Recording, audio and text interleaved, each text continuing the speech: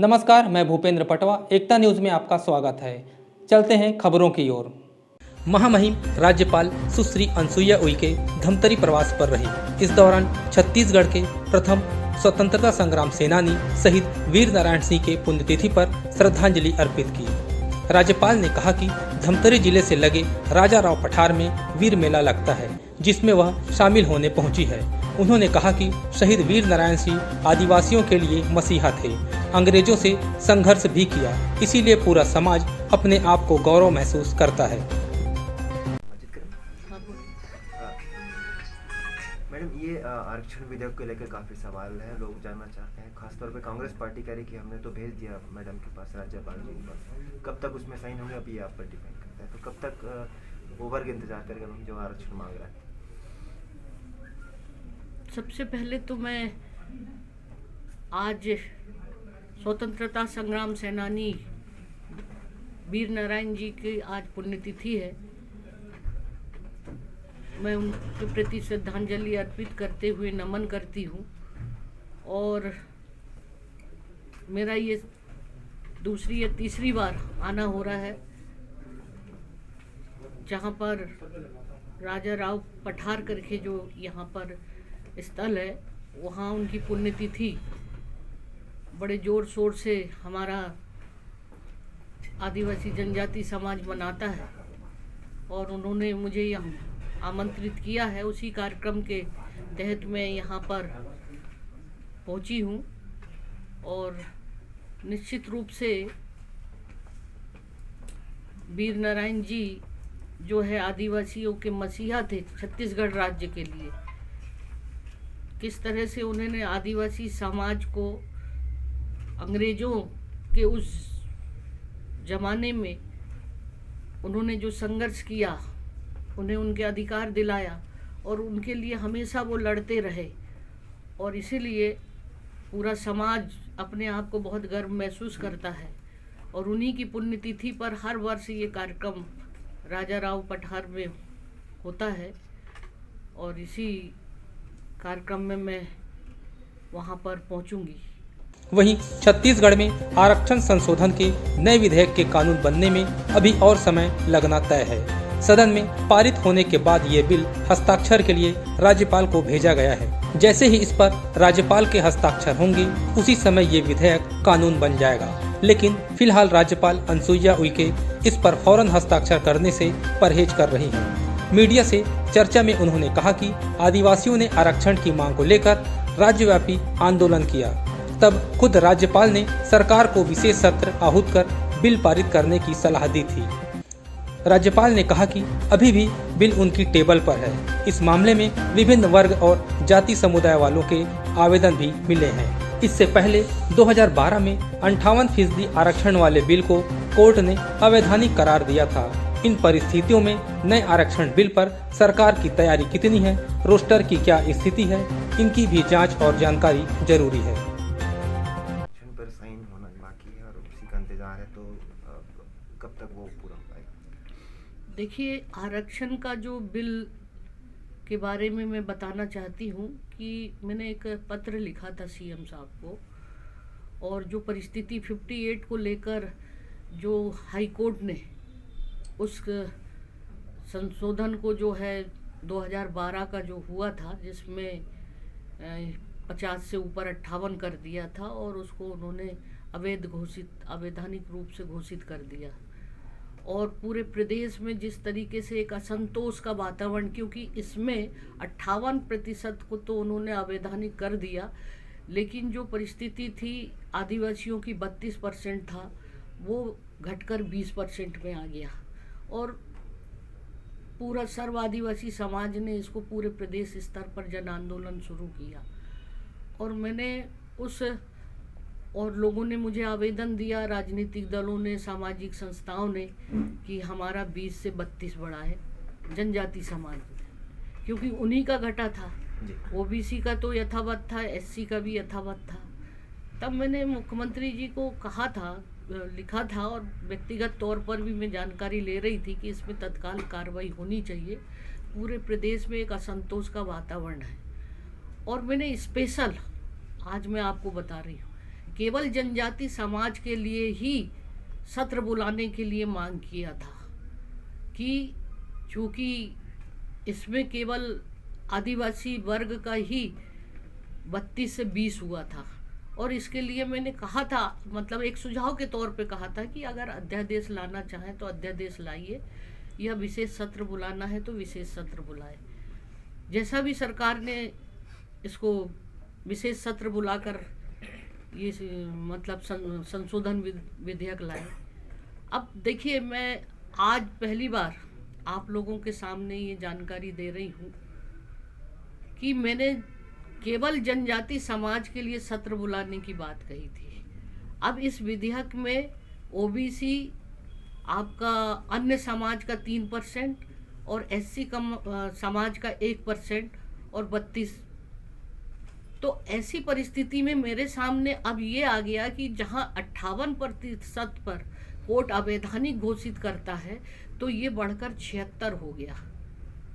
अगर केवल आदिवासी जनजाति समाज का ही संशोधन होता 20 से 32, तो मेरे लिए तत्काल हस्ताक्षर करने में कोई दिक्कत नहीं थी, क्योंकि उसका जो परसेंटेज है,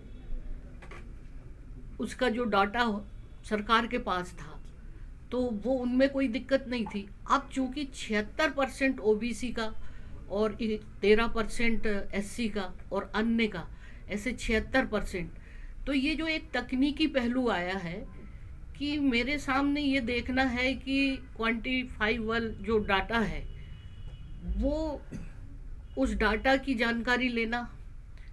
दूसरी बात है कि जो अन्य समाज का जो हुआ 3% का, उसमें किस तरीके का ये डाटा तैयार किया है। तीसरा, ये तमाम जो है ट्राइबल का जो रोस्टर की तैयारी क्या है, क्योंकि ये सब 2012 के, तो इनका रोस्टर बना कि नहीं। कल को भविष्य में फिर वैसे ही स्थिति हो जाएगी, जहां 58% को पर कोर्ट जब उसको अवैधानिक करता है, तो 76% की स्थिति में क्या होगा आप बताइए। ये, और मैं आज अगर दस्तखत करती हूँ तो फिर स्थिति वैसी ही हो जाएगी। तो मैं ये जानना चाहती हूँ कि सरकार ने क्या आधार मानकर इस का इतना ज़्यादा आरक्षण बढ़ाया है, और ऐसी परिस्थिति में अगर मामला फिर उलझ जाएगा तो ना एससी को फायदा होगा और ना ही इसमें ओबीसी को या जनरल को, ना एसटी को। तो साथ में मेरे सामने एक और चीज़ें सामने आई है, बहुत सारे सभी समाज के लोगों ने दिया, एससी समाज के लोगों ने, ओबीसी समाज के लोगों ने, अदर अन्य जो है ईडब्ल्यूएस के जो लोग हैं, और एसटी, एससी, ओबीसी, सब ने मुझे इस मामले में आवेदन देकर कहा है कि इस विधेयक पर आप जांच करें कि ये विधेयक में उनकी अपनी मांग है। तो विभिन्न आवेदनों का भी मैं परीक्षण कर रही हूँ, एकदम बिना सोचे समझे, एकदम हस्ताक्षर। तो क्योंकि इसमें सभी लोगों ने आपत्ति लगा दी है जो मेरे पास ज्ञापन आए हैं, तो मैं वो सब चीज़ें देख रही हूँ और वो तमाम चीज़ों से मैं संतुष्ट हो जाऊँ, क्योंकि ये मामला अब बहुत बड़ा हो गया है। केवल ट्राइबल का 32-20 वाला रहता तो मुझे कोई दिक्कत नहीं थी।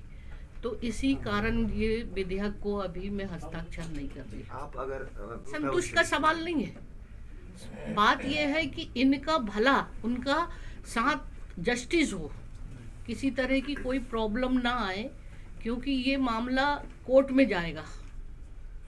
तो सरकार की क्या तैयारी होनी चाहिए, फिर वैसी स्थिति अगर हो जाए, और वहाँ पर जो हाई कोर्ट ने जो निरस्त किया है उन पहलुओं को भी हम देख रहे हैं कि उन्होंने पहले ही कहा था कि आपके पास क्या डाटा है, किस आधार पर आपने 2012 में आपने ओबीसी को बढ़ाया, और किस आधार पर एससी को कम किया, और किस आधार पर एसटी को बढ़ाया।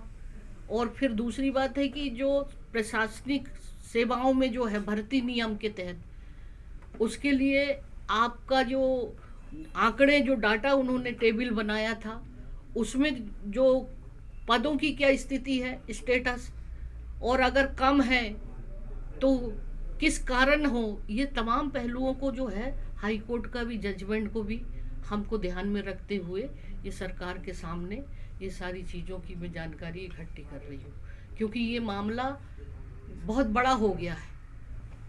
आप इस बात को मान रहे हैं ना, समझ रहे हैं ना मेरी बात को? तो मैडम ऐसे में ये सवाल होता है कि अगर इसमें ये परिस्थिति रहे कि एक समाज के कल्याण के चक्कर में दूसरे समाज का अगर अहित होता दिख रहा है, तो ये बिल आप फिर से सरकार को वापस भेज सकते हैं? नहीं, इसमें अहित किसका हो रहा है भाई? इसमें जो जजमेंट था पहले 58% था, एससी का तो यथावत था ही, ओबीसी का यथावत था, केवल 32 से 20% आया। तो पूरे प्रदेश में ट्राइबलों ने तो आंदोलन किया था ना, उनकी मांग थी जो। तो या तो मतलब जो भी कुछ इसमें आपने संशोधन जैसा भी लाए हैं, जब 58% के ऊपर अवैधानिक घोषित हो रहा है तो 76% पे क्या कर सकेगी सरकार? ये मेरा प्रश्न है, आप खुद सोचिए ना। तो इसमें 1% केवल ट्राइबल का मामला नहीं है, सभी के लिए है। अगर कोर्ट में जाएगा तो सभी का होगा, केवल एसटी का ही नहीं होगा।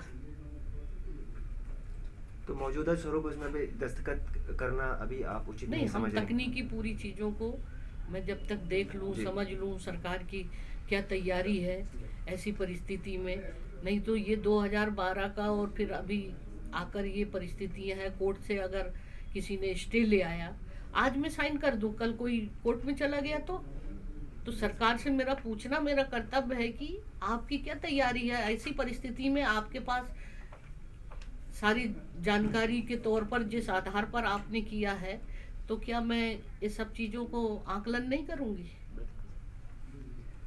और जहाँ तक सवाल ये है कि मैंने जो परिस्थितियाँ 58 की हुई थी उसके तहत ये मामला उठा आया सामने, तो पहले 58 का भी तो क्लियर बताएं। अब तो 76 हो गया है। तो मैं अगर केवल वो पहले वाले 2012 का डाटा 58 का ही अगर समाधान हो जाता, क्योंकि स्थिति उससे उत्पन्न हुई। अब ये दूसरी बात शासन ने और शामिल कर लिया, तो वो फिर आधार तो मुझे जानना है ना। 58 वाली स्थिति रहती तो मुझे कोई दिक्कत नहीं थी। तो इसलिए ये जो है मुझे पूरी तकनीकी और पूरी सरकार से ये जानकारियाँ मैं इकट्ठा कर रही हूँ, और रोस्टर की क्या स्थिति है, आप आगे अगर ये पास होता है तो रोस्टर आपके पास है कि नहीं, तमाम पहलुओं को मुझे तकनीकी आधार पर ये सारी जानकारी, और जैसे ही अगर मुझे लगता है कि ये इस मामले में सरकार की पूरी तैयारी है, पूरे सही तरीके से डाटा है, सब कुछ है, तो मुझे कोई दिक्कत नहीं है कि सभी का, इसमें केवल एससी एसटी का ही नहीं मतलब भला हो, सभी का, चाहे वो एससी हो, चाहे ओबीसी हो, चाहे जनरल हो। तो अभी तो उन लोगों ने, जनरल लोगों ने भी मुझे दिया है कि इसमें हस्ताक्षर नहीं करना, हमारा 10% का 3% क्यों? तो ये तकनीकी तौर पर जो भी सरकार के पास डाटा आया होगा उसके आधार पर उन्होंने किया, लेकिन मुझे देखना जरूरी है, ये मेरा काम। एकता न्यूज़ में आज बस इतना ही। अगले बुलेटिन में फिर मिलेंगे, तब तक के लिए नमस्कार।